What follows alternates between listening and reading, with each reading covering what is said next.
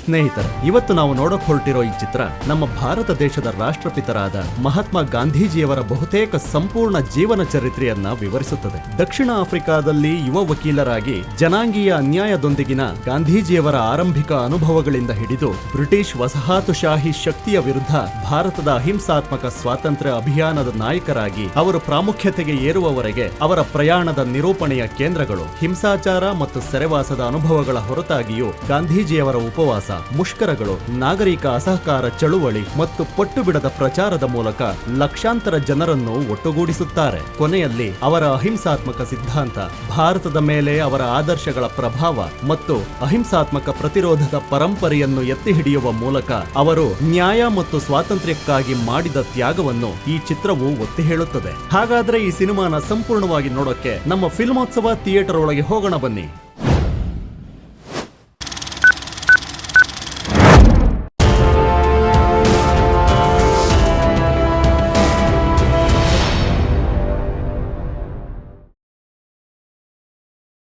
ಸ್ನೇಹಿತರೆ, ಈ ಚಿತ್ರದ ಇಡೀ ಕಥೆಯನ್ನ ಒಂದೇ ವಿಡಿಯೋದಲ್ಲಿ ಹೇಳಿದರೆ ವಿಡಿಯೋದ ಅವಧಿ ಜಾಸ್ತಿಯಾಗುತ್ತದೆ ಎಂಬ ಕಾರಣಕ್ಕೆ ಇದನ್ನು 2 ಭಾಗಗಳಾಗಿ ವಿಂಗಡಿಸಿದ್ದೇನೆ. ಗಾಂಧೀಜಿಯವರ ಜೀವನ ಚರಿತ್ರೆಯನ್ನು ತಿಳಿಯಲು ಬಯಸುವವರು ದಯಮಾಡಿ ಈ 2 ಸಂಚಿಕೆಗಳನ್ನು ಎಲ್ಲಿಯೂ ತಪ್ಪಿಸದೆ ಕೊನೆವರೆಗೂ ನೋಡಬೇಕಾಗಿ ವಿನಂತಿಸಿಕೊಳ್ಳುತ್ತೇನೆ. ಸ್ನೇಹಿತರೆ, ಈ ವಿಡಿಯೋ ನಿಮ್ಗೆ ಇಷ್ಟ ಆದಲ್ಲಿ ಮಾತ್ರ ಕೊನೆಯಲ್ಲಿ ವಿಡಿಯೋಗೊಂದು ಲೈಕ್ ಕೊಟ್ಟು ಚಾನಲ್ಗೆ ಸಬ್ಸ್ಕ್ರೈಬ್ ಮಾಡಿ ಅಂತ ಹೇಳ್ತಾ ಈಗ ಚಿತ್ರದ ಕಥೆಯನ್ನು ಪ್ರಾರಂಭಿಸೋಣ. ಕಥೆಯು 1893ರಿಂದ ಸೌತ್ ಆಫ್ರಿಕಾದಿಂದ ಪ್ರಾರಂಭವಾಗುತ್ತದೆ. ಗಾಂಧೀಜಿಯವರು ಯುವಕರಾಗಿದ್ದ ಸಂದರ್ಭದಲ್ಲಿ ಸೌತ್ ಆಫ್ರಿಕಾದ ರೈಲೊಂದರಲ್ಲಿ ಫಸ್ಟ್ ಕ್ಲಾಸ್ ಬೋಗಿಯಲ್ಲಿ ಪ್ರಯಾಣಿಸುತ್ತಿರುವುದನ್ನು ಕಂಡು ಅಲ್ಲಿನ ಪೊಲೀಸ್ ಸಿಬ್ಬಂದಿ ಅನ್ಯವರ್ಣೀಯರು ಅಥವಾ ಕೆಳವರ್ಗದವರು ಫಸ್ಟ್ ಕ್ಲಾಸ್ ಬೋಗಿಯಲ್ಲಿ ಪ್ರಯಾಣಿಸುವುದಕ್ಕೆ ನಮ್ಮ ದೇಶದಲ್ಲಿ ಅವಕಾಶವಿಲ್ಲ, ನೀವು ನಿಮ್ಮ ಯೋಗ್ಯತೆಗೆ ತಕ್ಕ ಬೋಗಿಯಲ್ಲಿ ಹೋಗಿ ಕುಳಿತುಕೊಳ್ಳಿ ಎಂದು ತಿಳಿಸುತ್ತಾರೆ. ಅಷ್ಟಕ್ಕೂ ಈ ಫಸ್ಟ್ ಕ್ಲಾಸ್ ಟಿಕೆಟ್ ನಿಮಗೆ ಹೇಗೆ ದೊರೆಯಿತು ಎಂದು ಕೇಳಿದಾಗ ಆಗ ಗಾಂಧೀಜಿಯವರು ತಾವೊಬ್ಬ ವಕೀಲನಾಗಿರುವುದಾಗಿ ತಿಳಿಸಿ, ನಾನು ಯಾವಾಗಲೂ ಫಸ್ಟ್ ಕ್ಲಾಸ್ ಬೋಗಿಯಲ್ಲಿಯೇ ಪ್ರಯಾಣಿಸುವುದು, ಸೌತ್ ಆಫ್ರಿಕಾದಲ್ಲಿ ನೆಲೆಸಿರುವ ಭಾರತೀಯ ವ್ಯಾಪಾರ ಸಂಸ್ಥೆಯೊಂದು ತನ್ನ ಪರವಾಗಿ ಕೇಸ್ ಒಂದನ್ನು ವಾದಿಸಲು ನನ್ನನ್ನು ನೇಮಿಸಿಕೊಂಡು ಈ ಟಿಕೆಟ್ ಅನ್ನು ಪೋಸ್ಟ್ ಮೂಲಕ ನನಗೆ ಕಳುಹಿಸಿದೆ, ಜೊತೆಗೆ ತನ್ನನ್ನು ಲಂಡನ್ನ ಉಚ್ಚ ನ್ಯಾಯಾಲಯವು ವಕೀಲನಾಗಿ ದಾಖಲಿಸಿದೆ, ಈ ರೀತಿಯಾಗಿ ನಾನು ವಕೀಲನಾಗಿದ್ದೇನೆ ಎಂದು ತಿಳಿಸುತ್ತಾರೆ. ಆದರೆ ಅಲ್ಲಿನ ಅಧಿಕಾರಿಗಳು ಸೌತ್ ಆಫ್ರಿಕಾದಲ್ಲಿ ಯಾವುದೇ ಅನ್ಯವರ್ಣೀಯ ವಕೀಲರಿಗೆ ಅವಕಾಶವಿಲ್ಲ ಎಂದು ವಾದಿಸುತ್ತಾರೆ. ಅದಕ್ಕೆ ಗಾಂಧೀಜಿಯವರು, ಇಷ್ಟು ದಿನಗಳವರೆಗೂ ನಿಮ್ಮ ದೇಶದಲ್ಲಿ ಅನ್ಯವರ್ಣೀಯ ವಕೀಲರಿಗೆ ಅವಕಾಶ ಇಲ್ಲದೇ ಇರಬಹುದು, ಈಗ ನಾನೂ ಸಹ ನಿಮ್ಮ ಕಣ್ಣಿಗೆ ಅನ್ಯವರ್ಣೀಯ ವಕೀಲನಾಗಿ ಕಾಣಿಸುತ್ತಿದ್ದೇನೆ, ಆದ್ದರಿಂದ ನೀವು ಮನಸ್ಸು ಮಾಡಿದರೆ ಇಂದಿನಿಂದ ನನ್ನಿಂದಲೇ ಈ ಪದ್ಧತಿಗೊಂದು ಪೂರ್ಣ ವಿರಾಮವನ್ನು ನೀಡಬಹುದು, ಆಗ ಈ ದೇಶದಲ್ಲಿಯೂ ಒಬ್ಬ ಅನ್ಯವರ್ಣೀಯ ವಕೀಲನಿದ್ದಾನೆ ಎಂದು ಸಾಬೀತಾಗುತ್ತದೆ ಎಂದು ಸಲಹೆಯನ್ನು ನೀಡುತ್ತಾರೆ. ಆಗ ಅಧಿಕಾರಿ ಇವರ ಮಾತಿಗೆ ಕೋಪಗೊಂಡು ಕೂಡಲೇ ಇವರು 3ನೇ ದರ್ಜೆಯ ಬೋಗಿಗೆ ತೆರಳದಿದ್ದರೆ ಇವರನ್ನು ರೈಲಿನಿಂದ ಹೊರಕ್ಕೆ ತಳ್ಳಲು ಸೂಚಿಸುತ್ತಾನೆ. ಆಗ ಇದನ್ನು ಗಾಂಧೀಜಿಯವರು ಪ್ರಶ್ನಿಸಲು ಮುಂದಾದಾಗ ಆ ಪೊಲೀಸ್ ಅಧಿಕಾರಿಯು ಪೀಟರ್ ಮಾರಿಟ್ಸ್ಬರ್ಗ್ ಎಂಬ ಮುಂದಿನ ನಿಲ್ದಾಣದಲ್ಲಿ ಇವರನ್ನು ರೈಲಿನಿಂದ ಹೊರಕ್ಕೆ ತಳ್ಳುತ್ತಾನೆ. ಈ ವಿಚಾರವಾಗಿ ಗಾಂಧೀಜಿಯವರು ಅಲ್ಲಿನ ತನ್ನ ಸ್ನೇಹಿತರೊಂದಿಗೆ ಚರ್ಚಿಸುತ್ತಾರೆ. ನೀನೊಬ್ಬ ಶ್ರೀಮಂತನಾಗಿದ್ದರೂ ಸಹ ಇದೆಲ್ಲವನ್ನೂ ಏಕೆ ಸಹಿಸಿಕೊಳ್ಳುತ್ತಿದ್ದೀಯಾ ಎಂದು ತನ್ನ ಸ್ನೇಹಿತನಿಗೆ ಕೇಳುತ್ತಾರೆ. ಅದಕ್ಕೆ ಅವರ ಸ್ನೇಹಿತ, ನಾನು ಶ್ರೀಮಂತನಾಗಿದ್ದರೂ ಸಹ ಭಾರತೀಯನಾಗಿರುವ ಕಾರಣಕ್ಕೆ ಮೊದಲ ದರ್ಜೆಯ ಬೋಗಿಯಲ್ಲಿ ಪ್ರಯಾಣಿಸಲು ಬಯಸುವುದಿಲ್ಲ ಎನ್ನುತ್ತಾನೆ. ಆಗ ಗಾಂಧೀಜಿಯವರು, ಈ ದೇಶವೂ ಕೂಡ ಇಂಗ್ಲೆಂಡ್ ಸಾಮ್ರಾಜ್ಯದ ಅಧೀನದಲ್ಲಿರುವುದರಿಂದ ನಾವೇಕೆ ತಲೆ ತಗ್ಗಿಸಬೇಕು ಎಂದು ಕೇಳುತ್ತಾರೆ. ಆಗ ಮತ್ತೊಬ್ಬ ಸ್ನೇಹಿತ, ಬಹುತೇಕ ಭಾರತೀಯರನ್ನು ಇಲ್ಲಿನ ಗಣಿಗಾರಿಕೆಯಲ್ಲಿ ಕೆಲಸ ಮಾಡುವುದಕ್ಕೆ ಮತ್ತು ಕೃಷಿ ಚಟುವಟಿಕೆಗಳಲ್ಲಿ ಕೆಲಸ ಮಾಡಲು ಮಾತ್ರ ಕರೆಸಿಕೊಳ್ಳುತ್ತಾರೆ, ಇದನ್ನು ಹೊರತುಪಡಿಸಿ ಬಹುತೇಕ ಯುರೋಪಿಯನ್ನರು ಭಾರತೀಯರನ್ನು ಎಲ್ಲಿಯೂ ಸೇರಿಸಿಕೊಳ್ಳುವುದಕ್ಕೆ ಇಷ್ಟಪಡುವುದಿಲ್ಲ ಎಂದು ತಿಳಿಸುತ್ತಾನೆ. ಆಗ ಮತ್ತೊಬ್ಬ ಸ್ನೇಹಿತ, ಭಾರತೀಯರಿಗೆ ಕ್ರಿಶ್ಚಿಯನ್ನರ ಸರಿಸಮಾನವಾಗಿ ಪಾದಚಾರಿ ಮಾರ್ಗದಲ್ಲಿಯೂ ನಡೆಯಲು ಅವಕಾಶವಿಲ್ಲವೆಂದು ಹೇಳುತ್ತಾನೆ, ಹಾಗೊಂದು ವೇಳೆ ಹೋದರೆ ಅವರು ನಮಗೆ ಒದೆಯುವ ಅವಕಾಶವಿದೆ ಎಂದು ತಿಳಿಸುತ್ತಾನೆ. ಹಾಗಾದರೆ ಈ ವಿಚಾರವಾಗಿ ನಾವು ಹೋರಾಡಲೇಬೇಕೆಂದು, ಅವರಂತೆ ನಾವು ಸಹ ದೇವರ ಮಕ್ಕಳೇ ಎಂದು ಗಾಂಧೀಜಿಯವರು ತಿಳಿಸುತ್ತಾರೆ. ಆದರೆ ಹೋರಾಡಲು ನಿನ್ನೊಂದಿಗೆ ಯಾವ ಬಲವಿದೆ ಎಂದು ಮತ್ತೊಬ್ಬ ಸ್ನೇಹಿತ ಕೇಳಿದಾಗ ಆಗ ಗಾಂಧೀಜಿಯವರು ಸ್ಥಳೀಯ ಹಾಗೂ ಇಂಗ್ಲೆಂಡಿನ ಪತ್ರಿಕಾ ಮಾಧ್ಯಮಕ್ಕೆ ಈ ವಿಚಾರವಾಗಿ ಪತ್ರವನ್ನು ಬರೆಯುವುದಾಗಿ ತಿಳಿಸುತ್ತಾರೆ. ಜೊತೆಗೆ ಈ ವಿಚಾರವನ್ನು ನ್ಯಾಯಾಲಯಕ್ಕೆ ಎಳೆಯುವುದಾಗಿಯೂ ತಿಳಿಸುತ್ತಾರೆ. ನೀನು ಅನಾವಶ್ಯಕವಾಗಿ ತೊಂದರೆಯನ್ನು ಸೃಷ್ಟಿಸುತ್ತಿದ್ದೀಯಾ ಎಂದು ಮತ್ತೊಬ್ಬ ಗೆಳೆಯ ಹೇಳಿದಾಗ ಅದಕ್ಕೆ ಗಾಂಧೀಜಿಯವರು, ನಾವು ಇಂಗ್ಲೆಂಡ್ ಸಾಮ್ರಾಜ್ಯದ ಸದಸ್ಯರಾಗಿದ್ದೇವೆ ಹಾಗೂ ನಾವು ಪುರಾತನವಾದ ನಾಗರಿಕ ನಾಗರಿಕತೆಯಿಂದ ಬಂದಿದ್ದೇವೆ, ನಾವೇಕೆ ಇತರರ ಜೊತೆ ಪಾದಚಾರಿ ಮಾರ್ಗದಲ್ಲಿ ನಡೆಯಬಾರದು ಎಂದು ಪ್ರಶ್ನಿಸುತ್ತಾರೆ. ಆಗ ಒಬ್ಬ ಸ್ನೇಹಿತ, ಈ ರೀತಿಯಾಗಿ ನೀವು ಸೌತ್ ಆಫ್ರಿಕಾದಲ್ಲಿ ಅನ್ಯಾಯದ ವಿರುದ್ಧದ ಹೋರಾಟದ ಕಿಚ್ಚನ್ನು ಎಬ್ಬಿಸುತ್ತಿರುವುದನ್ನು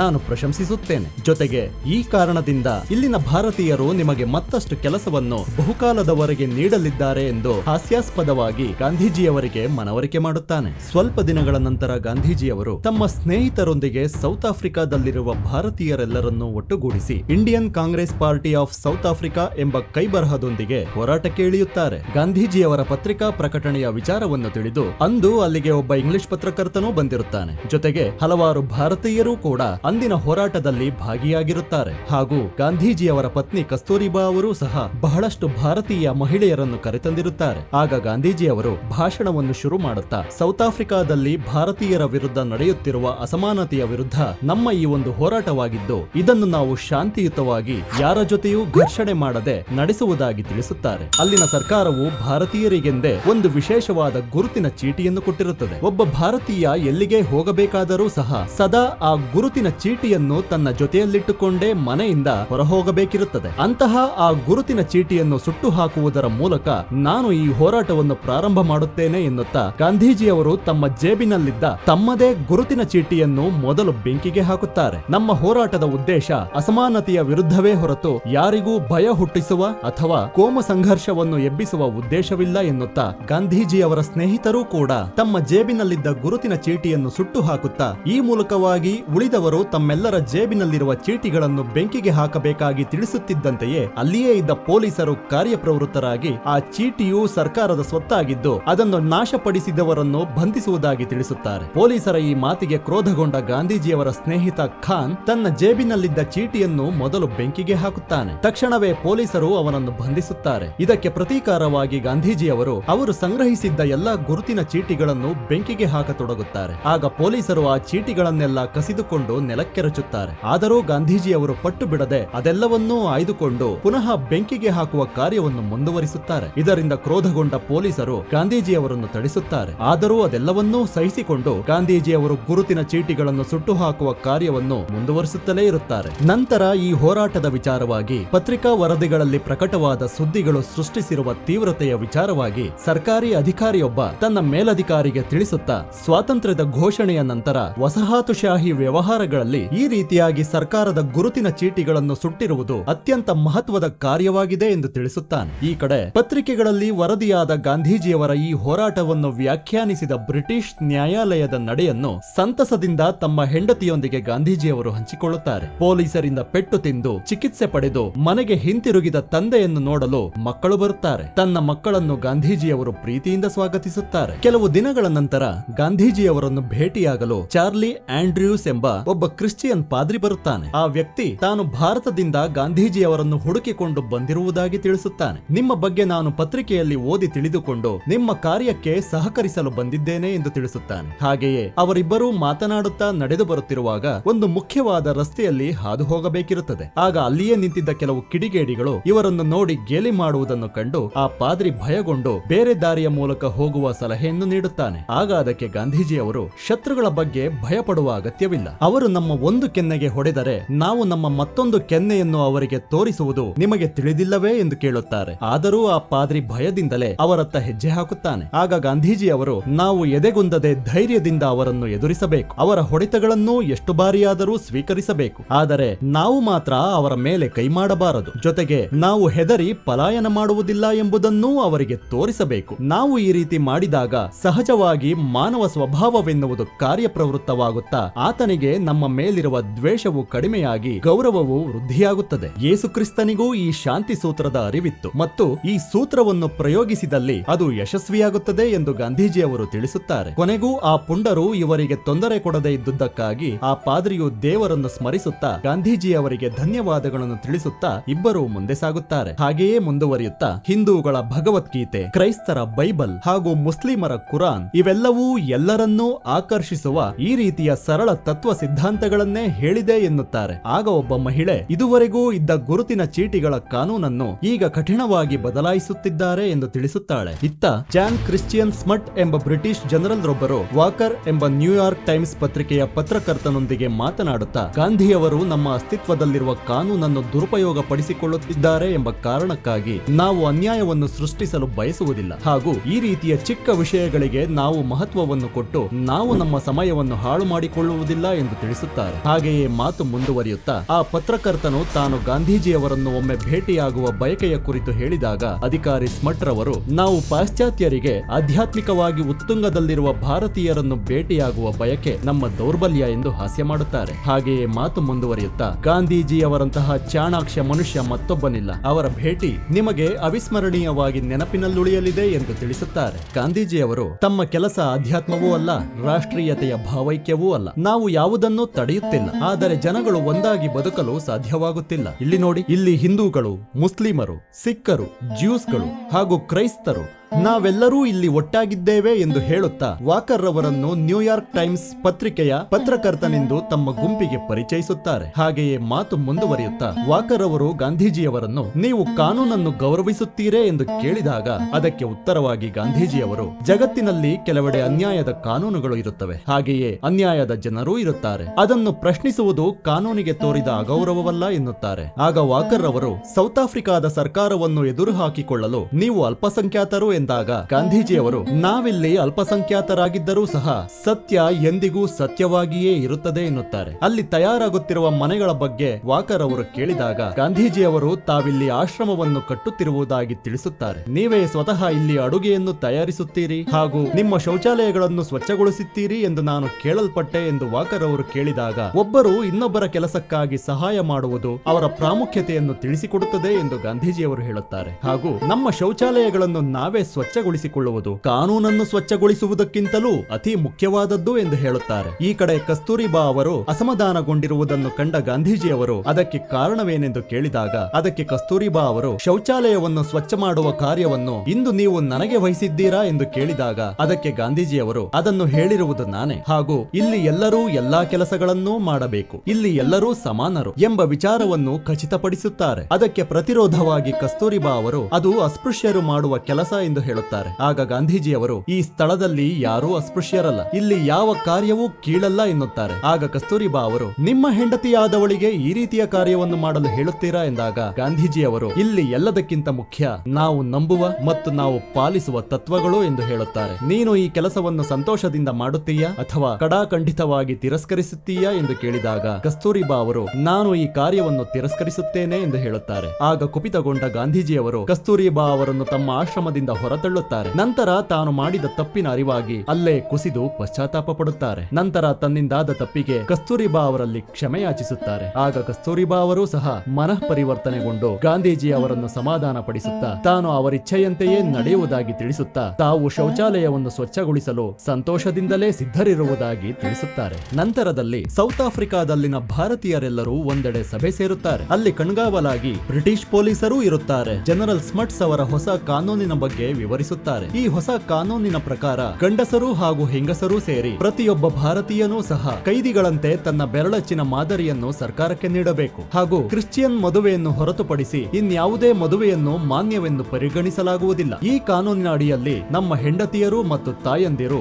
ವೇಶ್ಯೆಯರು ಮತ್ತು ಇಲ್ಲಿ ನೆರೆದಿರುವ ಪ್ರತಿಯೊಬ್ಬ ಗಂಡಸೂ ಕೂಡ ವೇಶ್ಯೆಯ ಮಗ ಮತ್ತು ಒಬ್ಬ ಪೊಲೀಸ್ ಅಧಿಕಾರಿ ಯಾವುದೇ ಸಮಯದಲ್ಲಾದರೂ ಯಾವುದೇ ಮನೆಯೊಳಗೆ ಪ್ರವೇಶಿಸಿ ಆ ಮನೆಯ ಹೆಂಗಸಿನ ಗುರುತಿನ ಚೀಟಿಯನ್ನು ಪರಿಶೀಲಿಸಬಹುದು. ಇಂತಹ ಪರಿಸ್ಥಿತಿ ಎದುರಾದರೆ ಅದನ್ನು ನಾನು ಮನೆ ಎಂದು ಕರೆಯುವುದಿಲ್ಲ ಎನ್ನುತ್ತಾರೆ. ಇದಕ್ಕಾಗಿ ಆ ಪೊಲೀಸ್ ವ್ಯಕ್ತಿ ಮನೆಯ ಬಾಗಿಲ ಬಳಿ ನಿಲ್ಲುವ ಅವಶ್ಯಕತೆ ಇಲ್ಲ, ಅವನಿಗೆ ನೇರವಾಗಿ ಮನೆಯ ಒಳಗಡೆ ಪ್ರವೇಶಿಸುವ ಅಧಿಕಾರವಿದೆ ಎನ್ನುತ್ತಾರೆ. ಈ ಮಾತನ್ನು ಕೇಳುತ್ತಿದ್ದಂತೆಯೇ ಸಭೆಯಲ್ಲಿ ನೆರೆದಿರುವಂತಹ ಜನರೆಲ್ಲರೂ ದಂಗೆ ಎದ್ದು ಈ ರೀತಿ ತನ್ನ ಮನೆ ಹಾಗೂ ತನ್ನ ಮನೆಯೊಡತಿಯ ಗೌರವಕ್ಕೆ ಧಕ್ಕೆ ತಂದ ವ್ಯಕ್ತಿಯನ್ನು ಅಲ್ಲಿಯೇ ಕೊಲ್ಲುವುದಾಗಿ ತಿಳಿಸುತ್ತಾರೆ ಮತ್ತು ಈ ಒಂದು ಕೃತ್ಯಕ್ಕಾಗಿ ಅವರು ಗಲ್ಲಿಗೇರುವುದಕ್ಕೂ ಸಿದ್ಧರಿರುವುದಾಗಿ ತಿಳಿಸುತ್ತಾರೆ. ನಂತರ ಒಬ್ಬ ವ್ಯಕ್ತಿ ಇಂತಹ ಘಟನೆ ಘಟಿಸುವುದಕ್ಕೂ ಮುಂಚೆಯೇ ಕೆಲವು ಅಧಿಕಾರಿಗಳನ್ನು ಈಗಲೇ ಹತ್ಯೆ ಮಾಡಿದರೆ ಅವರು ಇಂತಹ ಕಾನೂನನ್ನು ಜಾರಿಗೊಳಿಸುವುದಕ್ಕೆ ಹೆದರುತ್ತಾರೆ ಎಂಬ ಸಲಹೆಯನ್ನು ನೀಡುತ್ತಾನೆ. ಗಾಂಧೀಜಿಯವರು ಜನಗಳ ಧೈರ್ಯವನ್ನು ಶ್ಲಾಘಿಸುತ್ತಾ ಈ ವಿಚಾರವಾಗಿ ತಾವೂ ಸಹ ತಮ್ಮ ಪ್ರಾಣ ತ್ಯಾಗವನ್ನು ಮಾಡಲು ಸಿದ್ಧರಿರುವುದಾಗಿ ಹೇಳಿ, ಆದರೆ ಯಾವುದೇ ಕಾರಣಕ್ಕೂ ತಾವು ಒಬ್ಬ ವ್ಯಕ್ತಿಯ ಪ್ರಾಣ ಹತ್ಯೆಯನ್ನು ಮಾಡಲು ಸಿದ್ಧರಿಲ್ಲ ಎಂದು ತಿಳಿಸುತ್ತಾರೆ. ಅವರು ನಮಗೆ ಏನೇ ಮಾಡಿದರೂ ಸರಿ, ನಾವು ಯಾರ ಮೇಲೂ ಪ್ರತಿದಾಳಿ ಮಾಡಬಾರದು, ಯಾರನ್ನು ಕೊಲ್ಲಬಾರದು. ಆದರೆ ಯಾವುದೇ ಕಾರಣಕ್ಕೂ ನಾವು ನಮ್ಮ ಬೆರಳಚ್ಚಿನ ಮಾದರಿಯನ್ನು ನೀಡಬಾರದು ಎಂದು ತಿಳಿಸುತ್ತಾರೆ. ಅವರು ನಮ್ಮನ್ನು ಜೈಲಿಗೆ ಹಾಕಬಹುದು, ದಂಡವನ್ನು ಹಾಕಬಹುದು, ನಮ್ಮ ಆಸ್ತಿಗಳನ್ನು ಮುಟ್ಟುಗೋಲು ಹಾಕಿಕೊಳ್ಳಬಹುದು. ಆದರೆ ಅವರು ಯಾವುದೇ ಕಾರಣಕ್ಕೂ ನಮ್ಮ ಆತ್ಮಗೌರವವನ್ನು ನಮ್ಮಿಂದ ಕಸಿದುಕೊಳ್ಳಲು ಸಾಧ್ಯವಿಲ್ಲ ಎನ್ನುತ್ತಾರೆ. ಆ ಸಭೆಯಲ್ಲಿದ್ದ ಒಬ್ಬ ವ್ಯಕ್ತಿ ಎದ್ದು ನಿಂತು, ಎಂದಾದರೂ ನೀವು ಜೈಲಿಗೆ ಹೋಗಿದ್ದೀರಾ? ಅವರು ನಮಗೆ ಹೊಡೆದಿದ್ದಾರೆ, ಚಿತ್ರಹಿಂಸೆ ನೀಡಿದ್ದಾರೆ ಎನ್ನುತ್ತಾನೆ. ಅದಕ್ಕೆ ಗಾಂಧೀಜಿಯವರು, ನಾನು ನಿಮಗೆ ಹೋರಾಡಿ ಎನ್ನುತ್ತಿರುವುದು ಅವರ ಕೋಪದ ವಿರುದ್ಧವಾಗಿಯೇ ಹೊರತು ಅದನ್ನು ಕೆರಳಿಸುವುದಕ್ಕಲ್ಲ ಎನ್ನುತ್ತಾರೆ. ನಾವು ಒಂದೇ ಒಂದು ಏಟನ್ನು ಅವರಿಗೆ ಹೊಡೆಯಬಾರದು, ಆದರೆ ಅವರಿಂದ ಅದೇ ಹೊಡೆತವನ್ನು ಸ್ವೀಕರಿಸಬೇಕು ಹಾಗೂ ನಮ್ಮ ನೋವಿನ ಮೂಲಕ ಅವರ ಅನ್ಯಾಯಗಳನ್ನು ಅವರಿಗೆ ತೋರಿಸಬೇಕು ಎನ್ನುತ್ತಾರೆ. ನಮ್ಮ ಈ ಹೋರಾಟವು ಖಂಡಿತವಾಗಿಯೂ ನಮಗೆ ನೋವನ್ನುಂಟು ಮಾಡುತ್ತದೆ, ಆದರೆ ಎಂದಿಗೂ ನಾವು ಈ ವಿಚಾರದಲ್ಲಿ ಸೋಲಬಾರದು ಎನ್ನುತ್ತಾರೆ. ಬೇಕಾದರೆ ಅವರು ನನ್ನ ದೇಹವನ್ನು ಹಿಂಸಿಸಲಿ, ನನ್ನ ಮೂಳೆಗಳನ್ನು ಮುರಿಯಲಿ, ನನ್ನನ್ನು ಕೊಂದು ನನ್ನ ದೇಹವನ್ನೇ ಅವರ ಬಳಿ ಇರಿಸಿಕೊಂಡರೂ ಸಹ ನನ್ನ ವಿಧೇಯತೆಯನ್ನು ಮಾತ್ರ ಅವರು ನನ್ನಿಂದ ಕಸಿದುಕೊಳ್ಳಲು ಸಾಧ್ಯವಿಲ್ಲ ಎಂದು ಹೇಳುತ್ತಾರೆ. ಗಾಂಧೀಜಿಯವರ ಈ ಮಾತಿಗೆ ಸಭೆಯಲ್ಲಿ ನೆರೆದಿರುವ ಎಲ್ಲರೂ ಚಪ್ಪಾಳೆಯ ಸುರಿಮಳೆಯನ್ನೇ ಸುರಿಸುತ್ತಾರೆ. ಇಲ್ಲಿ ನೆರೆದಿರುವ ಹಿಂದೂ, ಮುಸ್ಲಿಂ ಹಾಗೂ ಎಲ್ಲಾ ವರ್ಗದ ಜನರೇ, ನಾವೆಲ್ಲರೂ ದೇವರ ಮಕ್ಕಳು. ಆ ದೇವರ ಸಾಕ್ಷಿಯಾಗಿ ನೀವೆಲ್ಲರೂ ನನಗೊಂದು ಪ್ರಮಾಣ ಮಾಡಿ, ಯಾವುದೇ ಕಾರಣಕ್ಕೂ ಈ ಕಾನೂನಿಗೆ ನಾವು ಮಣಿಯುವುದಿಲ್ಲ ಎಂದು ಕೇಳಿದಾಗ ಎಲ್ಲರೂ ಒಟ್ಟಾಗಿ ಗಾಂಧೀಜಿಯವರ ಮಾತಿಗೆ ಬೆಂಬಲಿಸುತ್ತಾರೆ. ನಂತರ ಗಾಂಧೀಜಿಯವರ ಪ್ರತಿಭಟನಾಕಾರರ ಗುಂಪು ಅಲ್ಲಿನ ಗಣಿಗಾರಿಕೆಗಳತ್ತ ಹೊರಡುತ್ತದೆ. ಅಲ್ಲಿ ಪೊಲೀಸರೊಂದಿಗೆ ಮಾತಿಗಿಳಿದು ಆ ಗಣಿಗಾರಿಕೆಯಲ್ಲಿ ಕೆಲಸ ಮಾಡುವ ಕೆಲ ಭಾರತೀಯ ಕಾರ್ಮಿಕರನ್ನು ಪೊಲೀಸರು ಬಂಧಿಸಿರುವುದಾಗಿ, ಅವರ ಬಿಡುಗಡೆಗಾಗಿ ಪ್ರತಿಭಟಿಸುತ್ತಿರುವುದಾಗಿ ತಿಳಿಸುತ್ತಾರೆ. ಇದಕ್ಕೆ ಕೋಪಗೊಂಡ ಆ ಪೊಲೀಸ್ ಅಧಿಕಾರಿ ತನ್ನ ಪೊಲೀಸ್ ಪಡೆಯಿಂದ ಇವರ ಮೇಲೆ ದಾಳಿ ಮಾಡಿಸುತ್ತಾನೆ. ಕುದುರೆಗಳು ಮನುಷ್ಯರನ್ನು ತುಳಿಯುವುದಿಲ್ಲ ಎಂದು ತಿಳಿದ ಗುಂಪಿನಲ್ಲಿದ್ದ ಒಬ್ಬ ವ್ಯಕ್ತಿ ಎಲ್ಲರನ್ನೂ ನೆಲದ ಮೇಲೆ ಮಲಗಿಕೊಳ್ಳಲು ತಿಳಿಸುತ್ತಾನೆ. ಅದರಂತೆ ಎಲ್ಲರೂ ನೆಲದ ಮೇಲೆ ಮಲಗುತ್ತಾರೆ. ಅದರಂತೆಯೇ ಕುದುರೆಗಳು ಇವರನ್ನು ತುಳಿಯುವುದಿಲ್ಲ. ಆಗ ಆ ಪೊಲೀಸರ ದಾಳಿ ವಿಫಲವಾಗಿ ಹಿಂತಿರುಗುತ್ತಾರೆ. ಈ ವಿಚಾರವಾಗಿ ಗಾಂಧೀಜಿಯವರ ಸ್ನೇಹಿತ ಪಾದ್ರಿಯು ಅಲ್ಲಿನ ಚರ್ಚ್ ಒಂದರಲ್ಲಿ ಗಾಂಧೀಜಿಯವರ ಪ್ರತಿಭಟನೆಯ ವಿಚಾರಗಳ ಪರವಾಗಿ ಅಲ್ಲಿನ ಕ್ರಿಶ್ಚಿಯನ್ನರ ಜೊತೆ ಚರ್ಚಿಸುತ್ತಾನೆ. ಆದರೆ ಬಹುತೇಕರು ಇದನ್ನು ತಿರಸ್ಕರಿಸಿ ಅಲ್ಲಿಂದ ಎದ್ದು ಹೊರನಡೆಯುತ್ತಾರೆ. ನಂತರ ಗಾಂಧೀಜಿ ಮತ್ತವರ ಸಂಗಡಿಗರನ್ನು ಜೈಲಿಗೆ ಹಾಕುತ್ತಾರೆ. ಜೊತೆಗೆ ಸಾರ್ವಜನಿಕವಾಗಿ ಅಲ್ಲಿನ ಕಾನೂನನ್ನು ಧಿಕ್ಕರಿಸಿದ್ದಕ್ಕಾಗಿ ಈ ಸಂದರ್ಭದಲ್ಲಿ ಗಾಂಧೀಜಿಯವರ ಪತ್ನಿ ಮತ್ತವರ ಸಂಗಡಿಗರನ್ನೂ ಸಹ ಬಂಧಿಸುತ್ತಾರೆ. ಅವರ ಈ ನಡೆ ಸರ್ಕಾರವನ್ನು ಒಡೆಯುತ್ತದೆ ಎಂದು ಗಾಂಧೀಜಿಯವರು ತಮ್ಮ ಸ್ನೇಹಿತ ಖಾನ್ ಅವರೊಟ್ಟಿಗೆ ಚರ್ಚಿಸುತ್ತಾರೆ. ಹಾಗೇನಾದರೂ ಆದರೆ ಇದೇ ನಮ್ಮ ಮೊದಲ ಜಯವೆಂದು ಖಾನ್ ಹೇಳುತ್ತಾರೆ. ನಾವೆಲ್ಲರೂ ದೃಢವಾಗಿದ್ದರೆ ಈ ಜಯವೇ ಕೊನೆಯಾಗುವುದಿಲ್ಲ ಎಂದು ಗಾಂಧೀಜಿಯವರು ತಿಳಿಸುತ್ತಾರೆ. ಅದಕ್ಕೆ ಖಾನ್, ನಿಮ್ಮಂತಹ ದೃಢ ಸಂಕಲ್ಪಿತ ವ್ಯಕ್ತಿಯನ್ನು ನಾನೆಂದಿಗೂ ನೋಡಿಯೇ ಇಲ್ಲ. ನೀವು ಇವರೆಲ್ಲರಿಗೂ ಹೋರಾಟಕ್ಕೆ ಒಂದು ದಾರಿಯನ್ನು ಕಲ್ಪಿಸಿಕೊಟ್ಟಿದ್ದೀರಿ ಎಂದು ಹೇಳುತ್ತಾನೆ. ಆಗ ಪೊಲೀಸ್ ಒಬ್ಬ ಗಾಂಧೀಜಿಯವರನ್ನು ತಮ್ಮ ಮೇಲಧಿಕಾರಿಗಳು ಭೇಟಿಯಾಗಲು ಬಯಸುತ್ತಿರುವುದಾಗಿ ತಿಳಿಸಿ ಅವರನ್ನು ಕರೆದುಕೊಂಡು ಹೋಗುತ್ತಾನೆ. ಗಾಂಧೀಜಿಯವರ ಪ್ರಭಾವದಿಂದ ಸಾವಿರಾರು ಮಂದಿ ಜೈಲಿನಲ್ಲಿ ಬಂದಿಗಳಾಗಿರುತ್ತಾರೆ. ಈ ಕಾರಣವಾಗಿ ಸೌತ್ ಆಫ್ರಿಕಾದಲ್ಲಿನ ಗಣಿಗಾರಿಕೆಗಳೆಲ್ಲವೂ ಮುಚ್ಚಲ್ಪಟ್ಟಿರುತ್ತದೆ. ಈ ವಿಚಾರವು ಅಲ್ಲಿನ ಪತ್ರಿಕೆಗಳಲ್ಲಿಯೂ ಸಹ ಪ್ರಕಟವಾಗಿರುತ್ತದೆ. ಈ ಕುರಿತಾಗಿ ಚರ್ಚಿಸಲು ಜನರಲ್ ಸ್ಮಟ್ ಅವರು ಗಾಂಧೀಜಿಯವರನ್ನು ತಮ್ಮ ಕೋಣೆಗೆ ಕರೆಸಿರುತ್ತಾರೆ. ಆಗ ಜನರಲ್ ಸ್ಮಟ್ ಅವರು ಮಾತನಾಡುತ್ತಾ, ನೀವು ಈ ಪರಿಸ್ಥಿತಿಯನ್ನು ಇಷ್ಟು ನಿರ್ಣಾಯಕ ಹಂತಕ್ಕೆ ತೆಗೆದುಕೊಂಡು ಹೋಗಿರುವುದರಿಂದ ನಾವು ಹೊಸದಾಗಿ ಜಾರಿಗೊಳಿಸಿರುವ ಕಾನೂನನ್ನು ರದ್ದುಪಡಿಸಲು ಯೋಚಿಸುತ್ತಿದ್ದೆ ಎಂದು ತಿಳಿಸುತ್ತಾರೆ. ಈ ಬಗ್ಗೆ ವಿಚಾರಣೆ ನಡೆಸಲು ನಾನೊಂದು ಹೊಸ ಸಮಿತಿಯನ್ನು ರಚಿಸಲು ಯೋಚಿಸಿದ್ದೇನೆ. ಬಹುಶಃ ಆ ಸಮಿತಿಯೂ ಕೂಡ ಈ ಒಂದು ಹೊಸ ಕಾನೂನನ್ನು ರದ್ದುಗೊಳಿಸಲು ಸೂಚಿಸಬಹುದು ಎಂದು ಹೇಳುತ್ತಾರೆ. ಅದನ್ನು ಗಾಂಧೀಜಿಯವರು ಸ್ವಾಗತಿಸುತ್ತಾರೆ. ಆದರೆ ಸ್ಮಟ್ ಅವರು ಮಾತು ಮುಂದುವರಿಸುತ್ತಾ, ಆ ಸಮಿತಿಯು ಭವಿಷ್ಯದಲ್ಲಿ ಭಾರತೀಯರ ವಲಸೆಯನ್ನೂ ಸಹ ತೀವ್ರವಾಗಿ ನಿರ್ಬಂಧಿಸಲೂಬಹುದು ಅಥವಾ ಸಂಪೂರ್ಣವಾಗಿ ನಿಲ್ಲಿಸಲೂಬಹುದೆಂದು ತಿಳಿಸುತ್ತಾರೆ. ನಮ್ಮ ಹೋರಾಟ ವಲಸೆಯ ವಿಚಾರವಾಗಿ ಅಲ್ಲ, ಕಾನೂನು ಸಹ ಈಗ ನಮ್ಮ ಪರವಾಗಿಯೇ ಇದೆ ಎಂದು ಗಾಂಧೀಜಿಯವರು ತಿಳಿಸುತ್ತಾರೆ. ಅದಕ್ಕೆ ಜನರಲ್ ಸ್ಮಟ್ ಅವರು ಗಾಂಧೀಜಿಯವರನ್ನು ಸೇರಿದಂತೆ ಬಂಧಿತರಾಗಿರುವ ಅಷ್ಟೂ ಭಾರತೀಯರನ್ನು ತಕ್ಷಣವೇ ಬಿಡುಗಡೆ ಮಾಡುವುದಾಗಿ ತಿಳಿಸುತ್ತಾರೆ. ನಂತರ ನಾವಿಬ್ಬರೂ ಈಗ ಒಂದು ಒಪ್ಪಂದದಲ್ಲಿದ್ದೇವೆ ಎಂದು ನಾನು ಭಾವಿಸುತ್ತೇನೆ ಎಂದು ಗಾಂಧೀಜಿಯವರಿಗೆ ತಿಳಿಸುತ್ತಾರೆ. ಅದನ್ನು ಗಾಂಧೀಜಿಯವರು ಕೂಡ ಅಂಗೀಕರಿಸುತ್ತಾರೆ.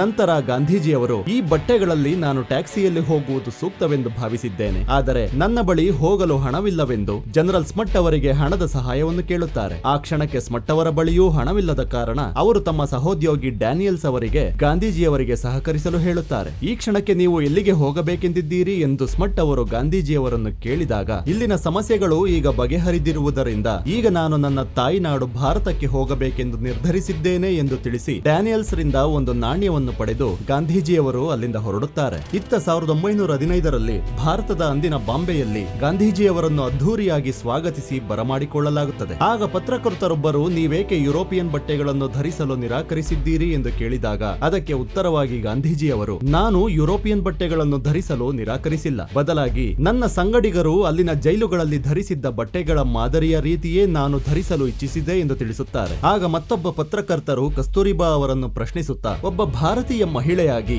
ನೀವು ಜೈಲಿನ ಅವಮಾನಗಳನ್ನು ಹೇಗೆ ಸ್ವೀಕರಿಸಿದ್ದೀರಿ ಎಂದು ಕೇಳಿದಾಗ ಅದಕ್ಕೆ ಕಸ್ತೂರಿಬಾ ಅವರು, ನನ್ನ ಗಂಡನನ್ನು ಹಿಂಬಾಲಿಸುವುದರಲ್ಲಿ ನನ್ನ ಘನತೆ ಇದೆ ಎಂದು ಹೇಳುತ್ತಾರೆ. ಆಗ ಅಲ್ಲಿಯೇ ನೆರೆದಿದ್ದ ನೆಹರೂರವರು ಗಾಂಧೀಜಿಯವರನ್ನು ಜನರನ್ನು ಉದ್ದೇಶಿಸಿ ಎರಡು ಮಾತುಗಳನ್ನಾಡಲು ತಿಳಿಸುತ್ತಾರೆ. ಇದೇ ಗಾಂಧೀಜಿ ಮತ್ತು ನೆಹರೂರವರ ಮೊದಲ ಭೇಟಿಯಾಗಿರುತ್ತದೆ. ಆಗ ಗಾಂಧೀಜಿಯವರು ತಮ್ಮನ್ನು ಸ್ವಾಗತಿಸಲು ಬಂದ ಎಲ್ಲರಿಗೂ ಧನ್ಯವಾದಗಳನ್ನು ಅರ್ಪಿಸುತ್ತಾ ಅಲ್ಲಿಂದ ಹೊರ ನಡೆಯುತ್ತಾರೆ. ಅಲ್ಲಿಂದ ಸರ್ದಾರ್ ವಲ್ಲಭಾಯ್ ಪಟೇಲ್ ಅವರ ಜೊತೆ ಗಾಂಧೀಜಿ ಅವರು ಪ್ರಯಾಣಿಸುತ್ತಾರೆ. ಹಾಗೆಯೇ ಮುಂದೆ ಸಾಗುತ್ತಾ ಪಟೇಲರು ಹೇಳುತ್ತಾರೆ, ಹಿಂದೊಮ್ಮೆ ನಾನು ನಿಮ್ಮನ್ನು ಇದೇ ಬಾಂಬೆಯಲ್ಲಿ ಕೇವಲ ಒಬ್ಬ ಬಡಬಡಾಯಿಸುವ ವಕೀಲನಾಗಿ ನೋಡಿದ್ದೆ, ಆದರೆ ಇಂದು ಒಬ್ಬ ರಾಷ್ಟ್ರೀಯ ನಾಯಕನಾಗಿ ಬೆಳೆದ ನಿಮ್ಮನ್ನು ನಾನೇ ಸ್ವತಃ ಸ್ವಾಗತಿಸುತ್ತೇನೆ ಎಂದುಕೊಂಡಿರಲಿಲ್ಲ ಎಂದು ಹೇಳುತ್ತಾರೆ. ಹಾಗೆಯೇ ಒಬ್ಬ ವ್ಯಕ್ತಿ ಬ್ರಿಟಿಷ್ ಸಾಮ್ರಾಜ್ಯದ ವಿರುದ್ಧ ಗೆಲುವನ್ನು ಸಾಧಿಸಿ ಅವರ ತೆಕ್ಕೆಯಿಂದ ಸುರಕ್ಷಿತವಾಗಿ ಹೊರಬಂದ ಉದಾಹರಣೆಯನ್ನು ಕೇಳಿ 200 ವರ್ಷಗಳಾಗಿವೆ ಎಂದೂ ಸಹ ಪಟೇಲರು ತಿಳಿಸುತ್ತಾರೆ. ಹಾಗೂ ನನ್ನನ್ನು ಇನ್ನು ಮುಂದೆ ನೀವು ಗೌರವಾಧರಗಳಿಂದ ಕರೆಯದಿರಿ, ಏಕೆಂದರೆ ಈಗ ನೀವು ನನ್ನ ಕಿರಿಯ ಗುಮಾಸ್ತನಲ್ಲ ಎಂದು ತಿಳಿಸುತ್ತಾರೆ. ನಂತರ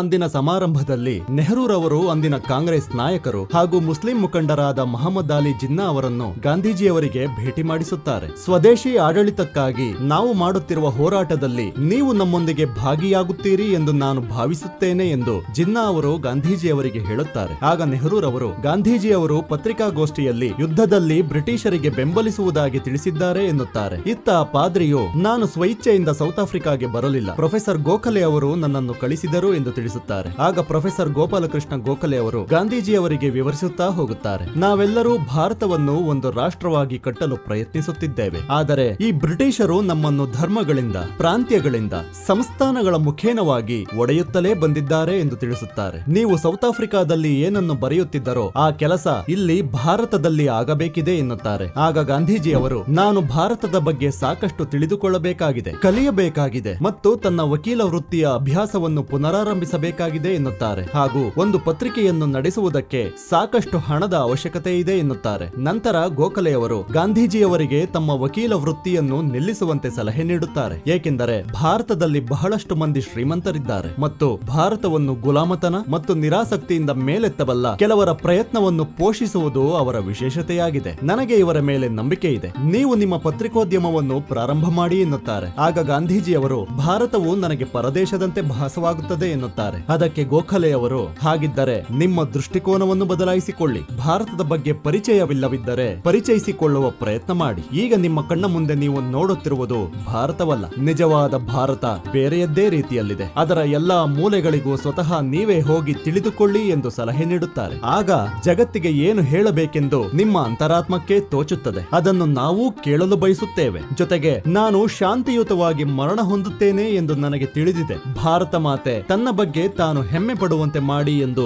ಗೋಖಲೆಯವರು ಗಾಂಧೀಜಿಯವರಿಗೆ ಹೇಳುತ್ತಾರೆ. ಗೋಖಲೆಯವರ ಈ ಮಾತುಗಳಿಂದ ಪ್ರೇರೇಪಿತರಾಗಿ ಗಾಂಧೀಜಿಯವರು ಇಡೀ ಭಾರತ ದೇಶವನ್ನು ಪರ್ಯಟಿಸಲು ಪ್ರಾರಂಭಿಸುತ್ತಾರೆ. ದೇಶದ ಉದ್ದಗಲಕ್ಕೂ ಸಂಚರಿಸಿ ಎಲ್ಲಾ ಪ್ರಾಂತ್ಯಗಳ ವಿಶೇಷತೆಗಳ ಬಗ್ಗೆ ತಿಳಿದುಕೊಳ್ಳುವ ಪ್ರಯತ್ನ ಮಾಡುತ್ತಾರೆ. ಇತ್ತ ಕಡೆ ಪಟೇಲರು, ನೆಹರೂರವರು ಹಾಗೂ ಜಿನ್ನಾ ಅವರು ಮೂರೂ ಜನ ಸೇರಿಕೊಂಡು ವಿಶ್ವ ಯುದ್ಧದ ನಂತರ ತಾವೆಲ್ಲರೂ ಒಗ್ಗೂಡಿ ಕಾಂಗ್ರೆಸ್ ಪಕ್ಷದ ಸಮಾವೇಶವನ್ನು ಕರೆದು ಭಾರತದ ಸ್ವಾತಂತ್ರ್ಯದ ಬೇಡಿಕೆಯನ್ನು ಬ್ರಿಟಿಷರ ಮುಂದಿಡುವ ಬಗ್ಗೆ ಚರ್ಚಿಸುತ್ತಾರೆ ಮತ್ತು ಈ ಒಂದು ಸಮಾವೇಶಕ್ಕೆ ಗಾಂಧೀಜಿಯವರನ್ನೂ ಸಹ ಆಮಂತ್ರಿಸಲು ನಿರ್ಧರಿಸುತ್ತಾರೆ. ಹೀಗೆಯೇ ಪ್ರಯಾಣಿಸುತ್ತಿದ್ದಾಗ ಗಾಂಧೀಜಿಯವರು ದಾರಿಯ ಮಧ್ಯದಲ್ಲಿ ದಂಗೆಕೋರರ ಗುಂಪೊಂದು ಪೊಲೀಸರ ಸರಕುಗಳನ್ನು ಸಾಗಿಸುತ್ತಿದ್ದ ರೈಲೊಂದನ್ನು ಹಳಿತಪ್ಪಿಸಿ ಧ್ವಂಸ ಮಾಡಿ ಕೆಲವರನ್ನು ಕೊಂದು ಅಲ್ಲಿದ್ದ ವಸ್ತುಗಳನ್ನು ದೋಚಿರುವುದನ್ನು ಗಮನಿಸುತ್ತಾರೆ. ನಂತರ ಕಾಂಗ್ರೆಸ್ ಪಕ್ಷದ ಸಮಾವೇಶದಲ್ಲಿ ಜಿನ್ನಾ ಅವರು ಸ್ವದೇಶಿ ಆಡಳಿತದ ಬಗ್ಗೆ ಭಾಷಣ ಮಾಡುತ್ತಾರೆ. ನಂತರ ಪಟೇಲರು ಭಾಷಣವನ್ನು ಮುಂದುವರಿಸುತ್ತಾ ಗಾಂಧೀಜಿಯವರನ್ನು ಸ್ವಾಗತಿಸುತ್ತಾರೆ. ಗಾಂಧೀಜಿಯವರ ಭಾಷಣವು ಪ್ರಾರಂಭವಾಗುತ್ತಿದ್ದಂತೆ ಕೆಲವು ಜನ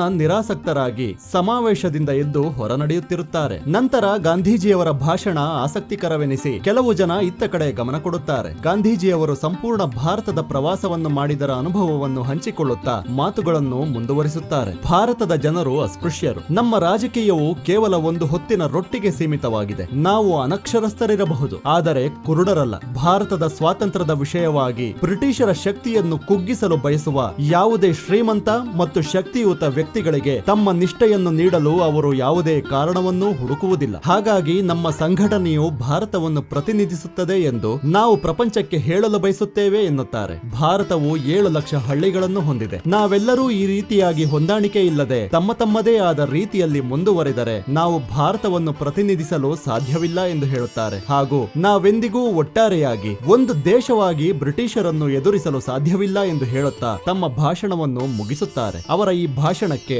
ಜನಗಳಿಂದ ಮಿಶ್ರ ಪ್ರತಿಕ್ರಿಯೆ ವ್ಯಕ್ತವಾಗುತ್ತದೆ. ಕೆಲವು ದಿನಗಳ ನಂತರ ನೆಹರೂರವರು ಗಾಂಧೀಜಿಯವರನ್ನು ಭೇಟಿಯಾಗಲು ಅವರ ಆಶ್ರಮಕ್ಕೆ ಬರುತ್ತಾರೆ. ಆಗ ಗಾಂಧೀಜಿಯವರು, ಈಗ ನಾನು ಒಬ್ಬ ಅಪ್ಪಟ ಭಾರತೀಯನಾಗಿ ಬದುಕುವುದಕ್ಕೆ ಇಷ್ಟಪಡುತ್ತೇನೆ, ಏಕೆಂದರೆ ಈಗ ನಮ್ಮ ವ್ಯಾಪಾರ, ವಹಿವಾಟು, ವಸ್ತ್ರ ಅಷ್ಟೇ ಏಕೆ ನಮ್ಮ ಬದುಕನ್ನೂ ಸಹ ನಿರ್ಧರಿಸುವುದು ಬ್ರಿಟಿಷರು. ಅವರ ಶ್ರೀಮಂತಿಕೆಯ ಕಣ್ಣಿನಲ್ಲಿ ನಮ್ಮ ಬಡತನದ ಬದುಕನ್ನು ನೋಡುತ್ತಾ ನ್ಯಾಯ ಯಾವುದು, ದೇಶದ್ರೋಹ ಯಾವುದು ಅಂತ ಅವರು ನಮಗೆ ಬೋಧನೆ ಮಾಡುತ್ತಾರೆ. ಹಾಗಾಗಿ ಸಹಜವಾಗಿ ನಮ್ಮ ಯುವ ಸಮೂಹವೂ ಕೂಡ ಅತಿ ಆಸೆಗೆ ಒಳಗಾಗಿ ಪಾಶ್ಚಾತ್ಯ ಸಂಸ್ಕೃತಿಯತ್ತ ವಾಲುತ್ತಿರುವುದೂ ಅಲ್ಲದೆ ಅದನ್ನು ಬಹುಬೇಗನೆ ತಮ್ಮ ಜೀವನ ಶೈಲಿಗೆ ಅಳವಡಿಸಿಕೊಳ್ಳುತ್ತಿದೆ ಎನ್ನುತ್ತಾರೆ. ಆಗ ನೆಹರೂರವರು, ಸ್ವದೇಶಿ ಆಡಳಿತ ಬಂದರೆ ಎಲ್ಲವೂ ಸರಿ ಹೋಗುತ್ತದೆಯಲ್ಲ ಎನ್ನುತ್ತಾರೆ. ಅದಕ್ಕೆ ಗಾಂಧೀಜಿಯವರು, ಬ್ರಿಟಿಷರು ನಮಗೆ ಸ್ವದೇಶಿ ಆಡಳಿತವನ್ನು ಏಕೆ ನೀಡುತ್ತಾರೆ? ನಾವು ಬರೀ ಪರಿಣಾಮಕಾರಿ ಭಾಷಣಗಳನ್ನು ಮಾಡುತ್ತಾ, ಭಯೋತ್ಪಾದಕ ಕೃತ್ಯಗಳನ್ನು ಮಾಡುತ್ತಾ, ಬರೀ ಸೈನ್ಯದ ಅರಾಜಕತಾವಾದಿಗಳನ್ನು ಬೆಳೆಸಿದ್ದೇವೆ ಎನ್ನುತ್ತಾರೆ. ಆದರೆ ಬ್ರಿಟಿಷರ ವಿರುದ್ಧ ಹೋರಾಡುವ ಒಂದು ಗುಂಪು ಸಹ ಎಲ್ಲಿಯೂ ಇಲ್ಲ.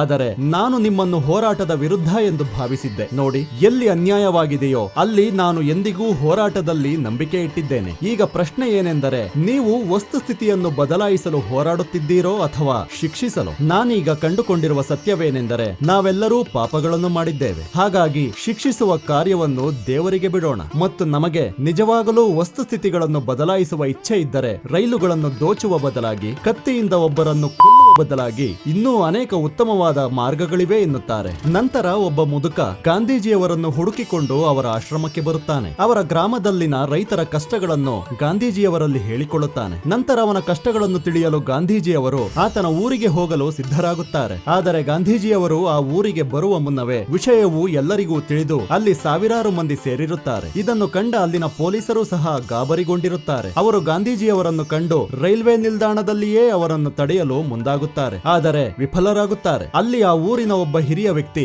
ತಮ್ಮ ಕಷ್ಟಗಳನ್ನು ಹೇಳುತ್ತಾ ಹೋಗುತ್ತಾನೆ. ಬ್ರಿಟಿಷರು ಬಟ್ಟೆಗೆ ಹಾಕುವ ನೀಲಿ ಬಣ್ಣವನ್ನು ತಯಾರಿಸಲು ನಮಗೆಲ್ಲ ಭೂಮಿಯನ್ನು ಬಾಡಿಗೆ ನೀಡಿ ಬಂದ ಬೆಳೆಯಲ್ಲಿ ಒಂದು ಪಾಲನ್ನು ಅವರು ತೆಗೆದುಕೊಳ್ಳುತ್ತಿದ್ದರು. ಆದರೆ ಈಗ ಎಲ್ಲರೂ ಇಂಗ್ಲೆಂಡ್ ನಿಂದ ಆಮದಾಗಿ ಬರುವ ಬಟ್ಟೆಗಳನ್ನು ಕೊಂಡು ಧರಿಸುತ್ತಾರೆ. ಹಾಗಾಗಿ ನಮ್ಮ ಬಣ್ಣವನ್ನು ಯಾರೂ ಕೊಳ್ಳುತ್ತಿಲ್ಲ. ಆದರೆ ಬ್ರಿಟಿಷರು ನೆಲದ ಬಾಡಿಗೆಯನ್ನು ಹಣದ ರೂಪದಲ್ಲಿ ಕಟ್ಟಲು ಒತ್ತಾಯಿಸಿದರು. ಆಗ ನಮ್ಮ ಬಳಿ ಇದ್ದುದೆಲ್ಲವನ್ನು ಮಾರಿ ಸಾಧ್ಯವಾದಷ್ಟು ಕಟ್ಟಿದೆವು. ಉಳಿದದ್ದನ್ನು ಪೊಲೀಸರು ವಶಪಡಿಸಿಕೊಂಡರು. ಈಗ ನಮ್ಮ ಬಳಿ ತಿನ್ನಲು ಆಹಾರವೂ ಇಲ್ಲವೆಂದು ತಮ್ಮ ಕಷ್ಟಗಳನ್ನು ಗಾಂಧೀಜಿಯವರ ಬಳಿ ಹೇಳಿಕೊಳ್ಳುತ್ತಾರೆ. ಆ ನಂತರ ಗಾಂಧೀಜಿಯವರನ್ನು ಬಿಹಾರ ರಾಜ್ಯದ ಚಂಪಾರಣ್ ಜಿಲ್ಲೆಯ ಮೋತಿಹಾರಿ ಎಂಬ ಊರಿನಲ್ಲಿ ಬಂಧಿಸಿಟ್ಟಿರುತ್ತಾರೆ. ಈ ವಿಷಯವನ್ನು ತಿಳಿದ ಸುತ್ತಮುತ್ತಲ ಊರಿನ ಸಾವಿರಾರು ಜನರು ಆ ಪೊಲೀಸ್ ಠಾಣೆಯ ಮುಂದೆ ಜಮಾಯಿಸಿರುತ್ತಾರೆ. ಆಗ ಅಲ್ಲಿಗೆ ಗಾಂಧೀಜಿಯವರ ಸ್ನೇಹಿತ ಪಾದ್ರಿ ಚಾರ್ಲಿ ಅವರು ಅವರನ್ನು ನೋಡಲು ಬರುತ್ತಾರೆ. ಗಾಂಧೀಜಿಯವರನ್ನು ಅರೆಬೆತ್ತಲಾಗಿ ನೋಡಿ ಅವರು ಕಂಗಾಲಾಗಿ, ಪೊಲೀಸರು ನಿಮ್ಮನ್ನು ವಿವಸ್ತ್ರಗೊಳಿಸಿದರೆ ಎಂದು ಕೇಳಿದಾಗ ಅದಕ್ಕೆ ಗಾಂಧೀಜಿ ಅವರು ಇಲ್ಲ ಎಂದು ಉತ್ತರಿಸುತ್ತಾ, ಇನ್ನು ಮುಂದೆ ಇದೇ ನನ್ನ ಉಡುಪು ಎನ್ನುತ್ತಾರೆ. ಇದಕ್ಕೆ ಕಾರಣವನ್ನು ವಿವರಿಸುತ್ತಾ,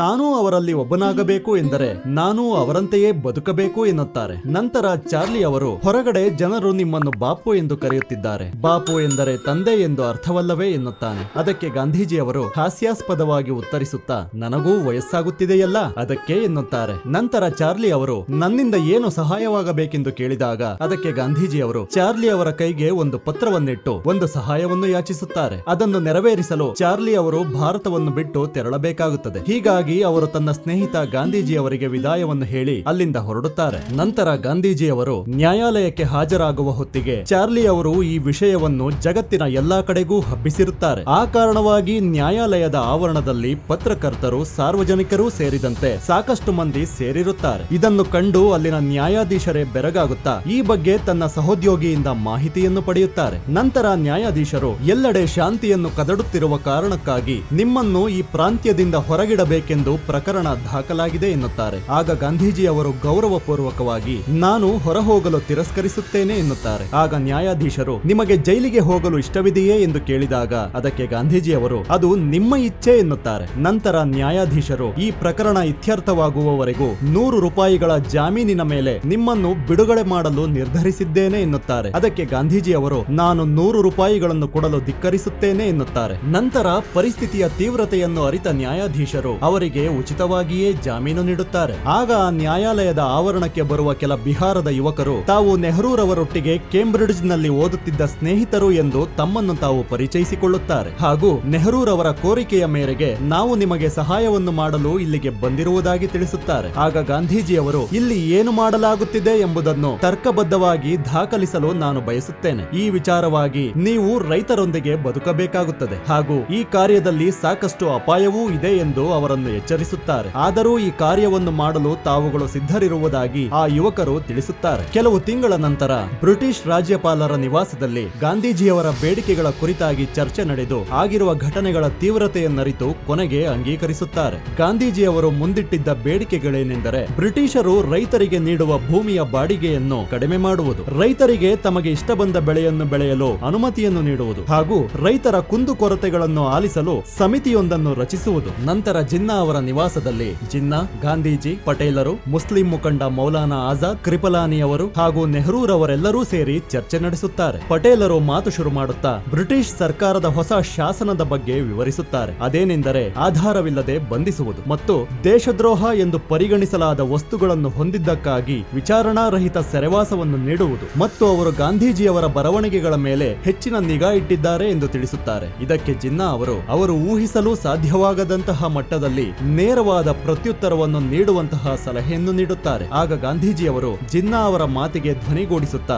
ನಮ್ಮ ಪ್ರತಿರೋಧವು ಸಕ್ರಿಯ ಮತ್ತು ಪ್ರಚೋದನಕಾರಿಯಾಗಿರಬೇಕು ಮತ್ತು ನಮ್ಮನ್ನು ಗುಲಾಮರಂತೆ ನಡೆಸಿಕೊಳ್ಳುವವರೆಲ್ಲರನ್ನು ನಾಚಿಕೆ ಪಡಿಸಲು ನಾನು ಬಯಸುತ್ತೇನೆ ಎನ್ನುತ್ತಾರೆ. ನಾನು ಅವರನ್ನು ಕೊಲ್ಲುವುದಕ್ಕಿಂತ ಅವರ ಮನಸ್ಸನ್ನು ಬದಲಾಯಿಸಲು ಇಚ್ಛಿಸುತ್ತೇನೆ ಎಂದು ಹೇಳುತ್ತಾರೆ. ಹಾಗಾಗಿ ಈ ಹೊಸ ಶಾಸನವು ಜಾರಿಗೆ ಬರುವ ಮುನ್ನ ಇಡೀ ದೇಶಕ್ಕೆ ಒಂದು ದಿನದ ಮುಷ್ಕರದ ರೀತಿಯಲ್ಲಿ ಎಲ್ಲಾ ಕೆಲಸ ಕಾರ್ಯಗಳನ್ನು ಸ್ಥಗಿತಗೊಳಿಸಿ ಪ್ರಾರ್ಥನೆ ಮತ್ತು ಉಪವಾಸ ಮಾಡಲು ಘೋಷಿಸುವುದಾಗಿ ತಿಳಿಸುತ್ತಾರೆ. ಇಡೀ ದೇಶವೇ ಉಪವಾಸ ಕೈಗೊಂಡರೆ ಇಂಗ್ಲಿಷ್ ಪತ್ರಿಕೆಗಳು ಸಹ ತಮ್ಮತ್ತ ತಿರುಗಿ ನೋಡುತ್ತವೆ ಎಂಬ ಸಲಹೆಯನ್ನು ಮೌಲಾನಾ ಆಜಾದ್ ನೀಡುತ್ತಾರೆ. ಇದಕ್ಕೆ ನೆಹರೂರವರು ಧ್ವನಿಗೂಡಿಸಿ ಮೋತಿಹಾರಿಯಲ್ಲಿ ನಡೆದಿರುವ ಘಟನೆ ಇಡೀ ದೇಶದ ಗಮನವನ್ನು ಸೆಳೆದಿದೆ, ಜನರೆಲ್ಲರೂ ಈಗ ಗಾಂಧೀಜಿಯವರನ್ನು ಮಹಾತ್ಮ ಎಂದು ಕರೆಯುತ್ತಿದ್ದಾರೆ ಎಂದು ತಿಳಿಸುತ್ತಾರೆ. ಆಗ ಗಾಂಧೀಜಿಯವರು ಹಾಸ್ಯ ಮಾಡುತ್ತಾ ದುರದೃಷ್ಟವಶಾತ್ ಇಂತಹ ಸುದ್ದಿಗಳು ನಾನು ವಾಸಿಸುವ ಸ್ಥಳಕ್ಕೆ ಬಹಳವೇ ನಿಧಾನವಾಗಿ ತಲುಪುತ್ತವೆ ಎನ್ನುತ್ತಾರೆ. ನಂತರ ಎಲ್ಲರೂ ಸೇರಿ ಗಾಂಧೀಜಿಯವರು ಹೇಳಿದ ಉಪಾಯವನ್ನು ತಮ್ಮಲ್ಲಿರುವ ಎಲ್ಲಾ ಶಕ್ತಿಗಳನ್ನೂ ಬಳಸಿ ಸಾಕಾರಗೊಳಿಸುವ ಬಗ್ಗೆ ಚರ್ಚಿಸುತ್ತಾರೆ.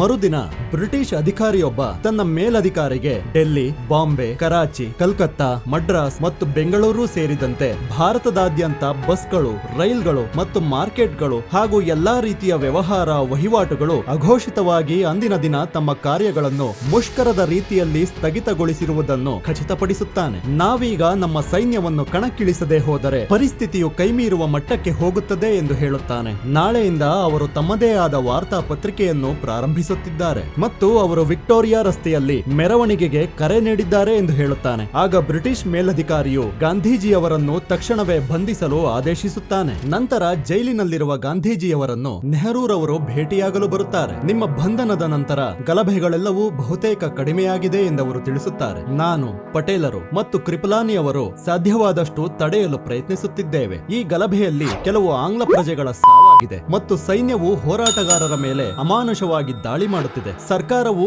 ಈಗ ಹೆದರಿದೆ. ಅವರಿಗೂ ಈಗ ಏನು ಮಾಡಬೇಕೆಂದು ದಾರಿ ತಿಳಿಯದಾಗಿದೆ. ಅವರು ನಿಮಗಿಂತ ಹೆಚ್ಚು ಭಯೋತ್ಪಾದನೆಗೆ ಹೆದರಿದ್ದಾರೆ. ನೀವು ಅಹಿಂಸೆಯ ಬಗ್ಗೆ ಮಾತನಾಡುವುದಾದರೆ ವೈಸ್ರಾಯ್ರವರು ನಿಮ್ಮ ಬಿಡುಗಡೆಗೆ ಅಂಗೀಕರಿಸುತ್ತಾರೆ ಎನ್ನುತ್ತಾರೆ. ಆಗ ಗಾಂಧೀಜಿಯವರು ಅಹಿಂಸೆಯನ್ನು ಬಿಟ್ಟು ನಾನೆಂದಿಗೂ ಏನನ್ನೂ ಮಾತನಾಡಿಲ್ಲ ಎನ್ನುತ್ತಾರೆ. ನಂತರ ಏಪ್ರಿಲ್ 13, 1919ರಂದು ಪಂಜಾಬ್ನ ಅಮೃತ್ಸರ್ನಲ್ಲಿ ಜಲಿಯನ್ ವಾಲಾಬಾಗ್ ಹತ್ಯಾಕಾಂಡವು ನಡೆಯುತ್ತದೆ. ಅಂದು ಅಲ್ಲೊಬ್ಬ ಸಿಖ್ ಮುಖಂಡ ಈಗ ಜಾರಿಯಾಗಿರುವ ರೋಲ್ಯಾಟ್ ಆಕ್ಟ್ ಅಂದರೆ ಒಬ್ಬ ವ್ಯಕ್ತಿಯನ್ನು ಯಾವುದೇ ಕಾರಣವಿಲ್ಲದೆ ಬಂಧಿಸಿ ಶಿಕ್ಷೆಗೆ ಗುರಿಪಡಿಸಬಹುದಾದಂತಹ ಶಾಸನವನ್ನು ಬ್ರಿಟಿಷ್ ಸರ್ಕಾರವು ಜಾರಿಗೆ ತಂದಿರುವ ಕುರಿತು ಪ್ರತಿಭಟಿಸುತ್ತಿರುವ ಹೋರಾಟಗಾರರನ್ನು ಕುರಿತು ಭಾಷಣವನ್ನು ಮಾಡುತ್ತಿರುತ್ತಾನೆ. ಅವನು ಗಾಂಧೀಜಿಯವರ ಘೋಷಣೆಯನ್ನು ಜನರಿಗೆ ವಿವರಿಸುತ್ತಾ ಬ್ರಿಟಿಷರು ತಮ್ಮ ಮೇಲೆ ದಾಳಿ ಮಾಡಿದರೂ ಸಹ ನಾವುಗಳು ಅವರ ಮೇಲೆ ಪ್ರತಿದಾಳಿ ಮಾಡದೆ ಅವರು ಕೊಡುವ ಹಿಂಸೆಯನ್ನು ತಡೆದುಕೊಂಡು ಶಾಂತಿಯುತವಾಗಿಯೇ ಪ್ರತಿಭಟಿಸುವ ಕರೆಯನ್ನು ನೀಡುತ್ತಿರುತ್ತಾನೆ. ಆಗ ಅಲ್ಲಿಗೆ ತನ್ನ ಶಸ್ತ್ರಸಜ್ಜಿತ ತುಕಡಿಯ ಜೊತೆ ಬಂದ ಮಿಲಿಟರಿ ಕಮಾಂಡರ್ ಜನರಲ್ ಡಯರ್ ಅಲ್ಲಿರುವ ಪ್ರತಿಭಟನಾಕಾರರಿಗೆ ಎಚ್ಚರಿಕೆಯನ್ನೂ ಕೊಡದೆ ಏಕಾಏಕಿ ಅವರ ಮೇಲೆ ಗುಂಡಿನ ಮಳೆ ಸುರಿಸಲು ತನ್ನ ತುಕಡಿಗೆ ಆದೇಶಿಸುತ್ತಾನೆ. ಅಂದು ಅಲ್ಲಿ ಮಾನವ ಜನಾಂಗವೇ ತಲೆ ತಗ್ಗಿಸುವಂತಹ ಘೋರ ನರಮೇಧವೇ ನಡೆದು ಹೋಗುತ್ತದೆ. ಈ ಒಂದು ಹತ್ಯಾಕಾಂಡದಲ್ಲಿ ಹೆಂಗಸರು, ಮಕ್ಕಳೂ ಸೇರಿದಂತೆ ಸುಮಾರು 1516 ಜನರು ಕೊಲ್ಲಲ್ಪಡುತ್ತಾರೆ ಮತ್ತು 1400 ಜನರಿಗೆ ಗಂಭೀರವಾದ ಗಾಯಗಳಾಗುತ್ತವೆ. ನಂತರ ಗಾಂಧೀಜಿಯವರು ಮತ್ತು ನೆಹರೂರವರು ಹತ್ಯಾಕಾಂಡದ ಸ್ಥಳಕ್ಕೆ ಬಂದು ಆ ಹೃದಯ ಛಿದ್ರಾವಕ ಘಟನೆಗೆ ಸಾಕ್ಷಿಯಾದ ಸ್ಥಳವನ್ನು ಪರಿಶೀಲಿಸುತ್ತಾ ಅಲ್ಲಿ ನಡೆದಿದ್ದ ಘನಘೋರ ರಕ್ತಪಾತವನ್ನು ಕಂಡು ಮನನೊಂದುಕೊಳ್ಳುತ್ತಾರೆ.